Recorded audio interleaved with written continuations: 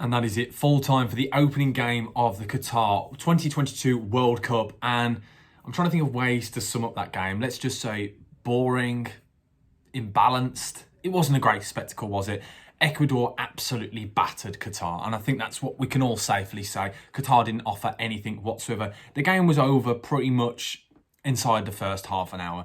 Enner Valencia, by the way, shout out to him. Obviously, we've seen him bag loads of goals for Fenerbahce in the league. We've seen him at West Ham, we've seen him at Everton, and he's officially now the highest scoring Ecuadorian in World Cup history. So fair play to him. But overall, I was expecting a little bit more from Qatar going into this game. A lot of people had them as outsiders to actually do quite well. They'd unbeaten in the last 5 games. Ecuador going into this tournament with not great recent form, with only 1 win in the last 5. We expected something from them, but they were just, Ecuador just dominated in every aspect of the game. And Afif as well, a player that we've spoken about, Asian Player of the Year a couple of years back, didn't really offer anything whatsoever. It's disappointing. I think that's all I'm going to say, really. It was disappointing. I was expecting a lot more from Qatar. I don't know what it was. It was just, they didn't ever seem to get going. They had 0 shots on target. They had a good couple of chances, but they tried to keep the ball, they moved it around, but there was no substance to anything. It was like there was no game plan, and you couldn't understand what they were trying to do.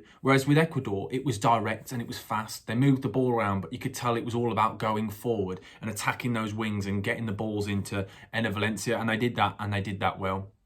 We talk about Ibarra. I thought was great down that left-hand side. I thought he really dominated down that side, especially against Pedro Miguel, who could not cope with him whatsoever. Estupinan as well, obviously Brighton player, had a really good game down that left-hand side. I thought Ecuador looked like a really good side, a really good, well-oiled, well-drilled system where they knew exactly what they were doing, what everyone expected from each player. But you're watching this and you don't know how good Ecuador really were, because Qatar was so poor, let's be honest. And Qatar, first nation to lose the opening game of a tournament, the hosts. And they really got battered, as I said. Looking at the XG stats, XG just shows you how well Ecuador did, 1.2, so they overachieved. XG for, don't know what just happened there with my phone, apologies. Ecuador and Qatar, 0.32, not really good enough, is it, whatsoever? There's not really much to say from this, and you can't really expect them to do well, because they've got Senegal and Netherlands in the rest of their group. This was kind of the game they hoped that they could get something, but you never know. Miracles do happen in football, but overall, a disappointing start to the World Cup, a game which was, let's be honest, not the most exciting of watches. Ecuador, the second half, just literally just switched off, and they just passed the ball around, moved it around slowly. They didn't really look like they were up for it, because the second half they didn't need to. The game was already won. There was no need to injure anyone, overdo it. Just kept the ball, just moved it about, and just sat back in deep and just tried to allow Qatar to do something. But even then, they encouraged Qatar onto them, and Qatar still didn't have a single shot. We talk about in the second half, 52% possession for Ecuador, so the stats kind of did dive down a lot compared to the first half. But again, 1 shot on target in that second half. It's not great, is it really?